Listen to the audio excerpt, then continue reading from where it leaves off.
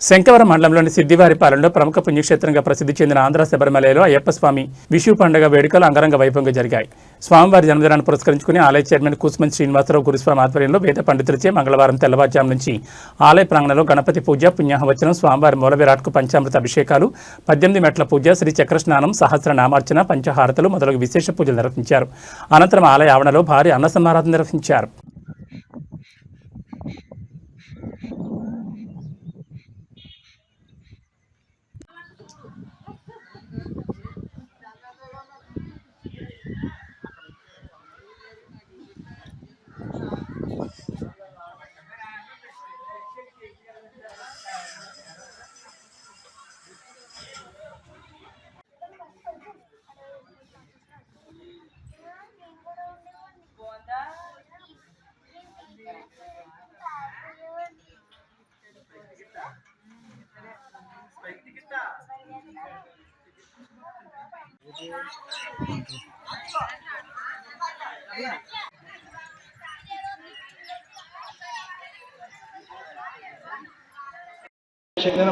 చలం సర్వ గురుదేవతాభ్యో నమః.